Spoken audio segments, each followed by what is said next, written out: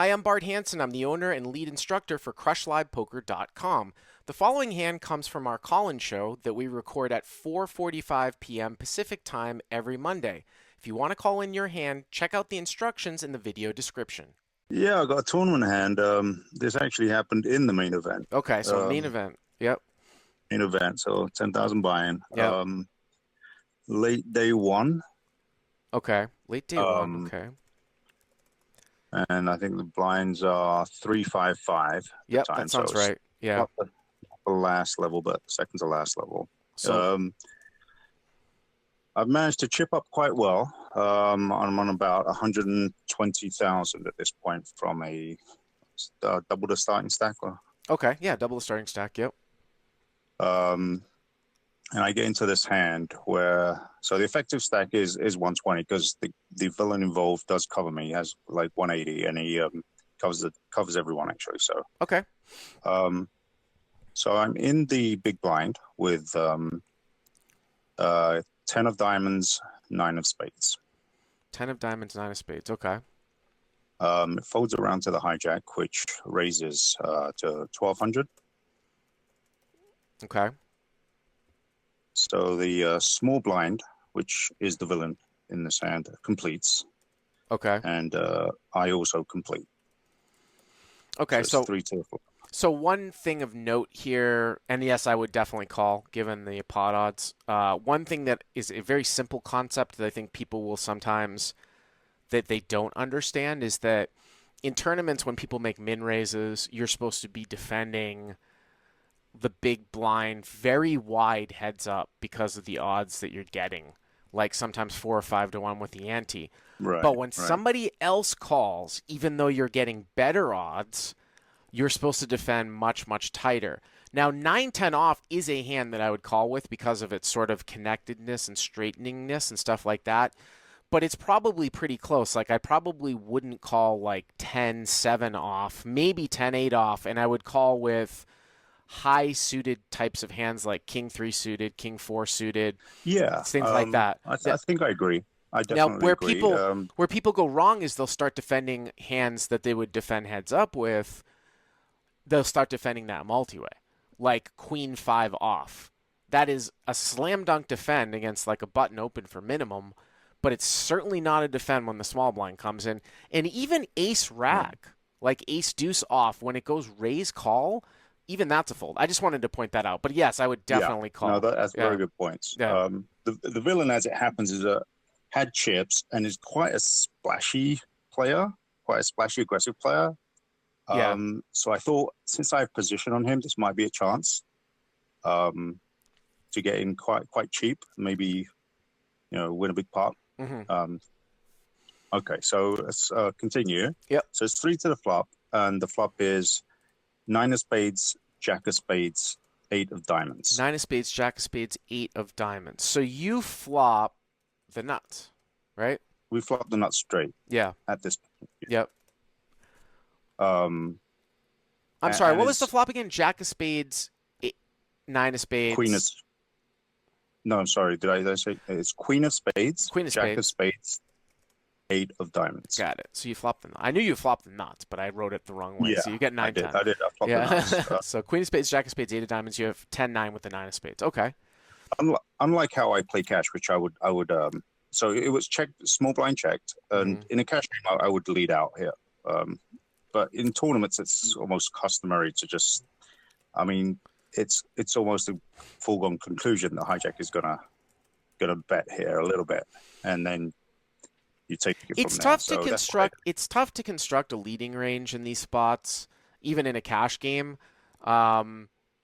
I might actually lead sometimes, specifically on this board, just because there's so much pot control. Listen, you're not going to be going wrong by checking. It's very hard to balance a leading range. I'm just trying to think out loud here that I actually might lead because there's so many hands that might check back, that might call a bet, that are doing some pot control bullshit. It is interesting you say that, because in Asia here, that I've played a lot in the Philippines and Korea, a lot of players would just dunk lead into this flop, which it gets very, very interesting.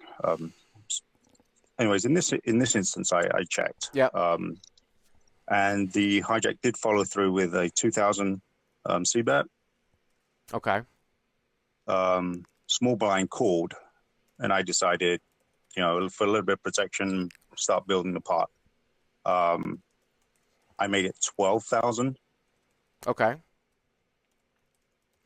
And I So think now the that's, I mean, pot's about, I'm definitely not like a tournament expert when it comes to like the inflection point sizings, but we can speak as cash game players because usually tournament players aren't this deep that, I mean, I would almost always raise here when it goes back call. It's just a question of sizing, right? Like, right. I don't know in a tournament if it's supposed to be like 8,500 or if it's supposed to be, the deeper you are, the more it plays like a cash game. So you're basically making it's probably even at 6x, it might even be less than a pot size bet. I mean, once hijack bets 2 into like 45, 65, 85, you call was 10, 5. I bet you're making less than a pot. You're probably making like a 90% pot size raise.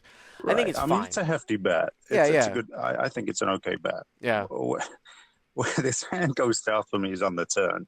So the small blind, the hijack released, So hijack and the folds. small, Okay. and the small blind called. So small blind You have to ten calls. thousand. Wow, Right. pot's getting Which big. Okay. so immediately here, I start ranging him to potential flushes, maybe even the same hand as me. I look down at my hand again. I have the 9 of spades Right. in my hand, Right. which means he can't have 10-9 of spades. Right. I'll have a redraw. So we continue to the turn, Mm-hmm. which is the 10 of clubs. Okay. So puts a one-liner out there to a 9, right? One liner. I'm not really scared that again he has like king 9, which would be the nuts here. Well, yeah, I mean, off the top ace of my king would be the nuts, but yeah, off the top of my head here, because George, I remember talking to you. So George and I had a couple cocktails, right? What was it after day? We played on day 1C, right? So we had a couple cocktails, yeah, and I remember you talking about this hand. And one of the things that's interesting here is when you're looking at Queen of Spades. This is like I said, we're talking about subtlety things, right? Queen of Spades, Jack of Spades, 8 of Diamonds, turns 10 of Clubs. You having the 9 of Spades means that the 10 that a 9 here is basically the nuts here. And the reason why that is because the guy's just not going to have ace king in this given this pre-flop almost ever in a spot like exactly. this. And he can't really have king 9 here unless it's king 9 of spades. And because you have the 9 of spades in your hand, he can't have king 9 of spades. So a 9's the nuts here. And the interesting thing here is that the guy can't have 9x of spades because you have the 9 of spades in your hand. So tell us what happens on the turn. So on the turn, he bets 9,000 into this pot, which is, what was it, 30,000? So a third pot bet dunk lead on the turn, which I found very peculiar. And I've seen this a couple of times in Asia. I've also seen it in the US, where they just want a cheap card. Mm-hmm. That was my thinking. You thought he was sort of like you thought he was like naming his price, right? Because the pot's like 27,000. Yeah, he was like block betting. And this is one of my questions here, whether I should just call that or raise. I decided to raise here, but maybe that was wrong given. Well, I think at first when you first told me this hand and you were telling we were with Kitterino, who also played the main event at there, I think like as a reflex, until I got the details that you're giving me now in terms of the actual pot size, I was like, I would probably just call here and keep his bluff sort of wide. But now, especially when you just said that he could be going for like a cheap card, and you can't really be free rolled here because you have the 9 of spades. Okay. I think that raising is actually, you can raise this sometimes because of the stuff that we talked about there. You know what I'm saying? Like it's kind of interesting. So you raised to what sizing? So I raised to 36,000. I did a orange chip, which is 25,000. Wow, you raised. That's definitely a healthy raise, 36,000. But I mean, you're just trying to protect your equity in the pot. The pot's getting big. Right. I mean, I probably would choose a little bit of a smaller sizing, just because I'd want to get like value from certain like. I don't know. What if he thinks he's got like king queen or some bullshit, and you get him to like fold that out? You know what Yeah, I'm saying? Like I probably might raise it a little bit smaller, but okay, you make it 36K. 36, and Yeah. he calls, and Wow. we go to Okay. the river. So now he calls. So the Right. pot is So the pot now is 72. 100,000. Wow, the pot, yeah, 72. So the pot is 100,000, right? 72.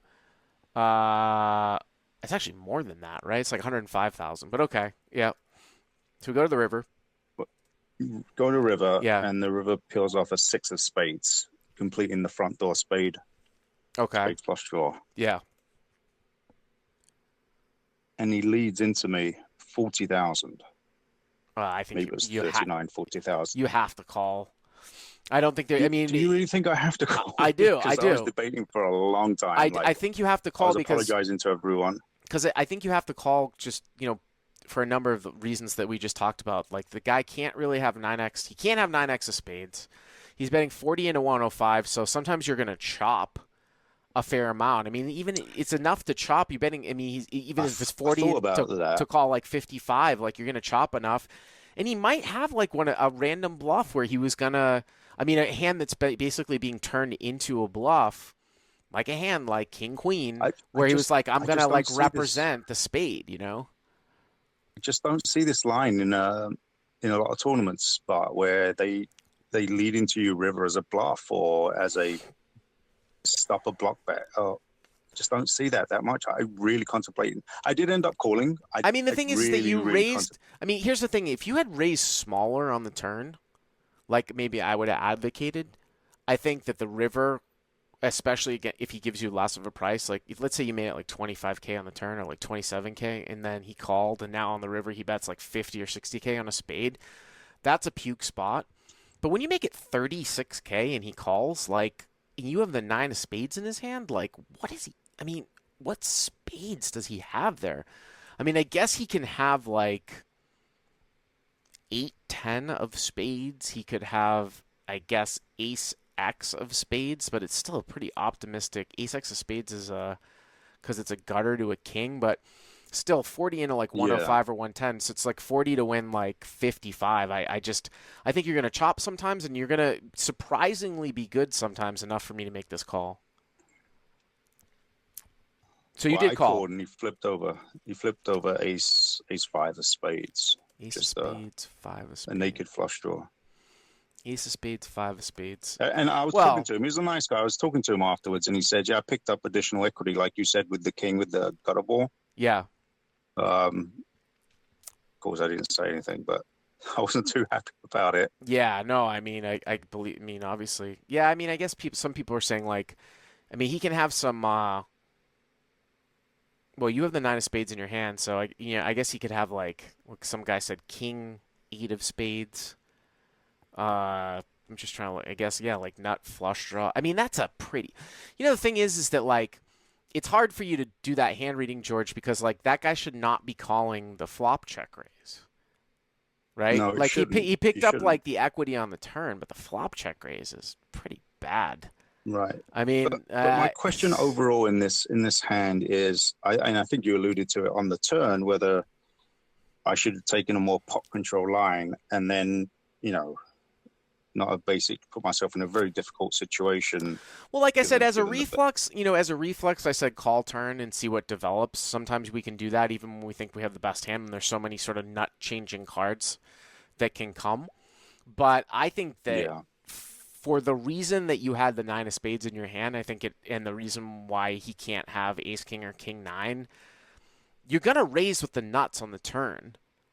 The absolute nuts, no matter how wet the board is, and the 9's the nuts here when you have the 9 of spades. If you didn't have the 9 of spades, then I think calling is very valid. But with the 9 of spades, I think raising is fine.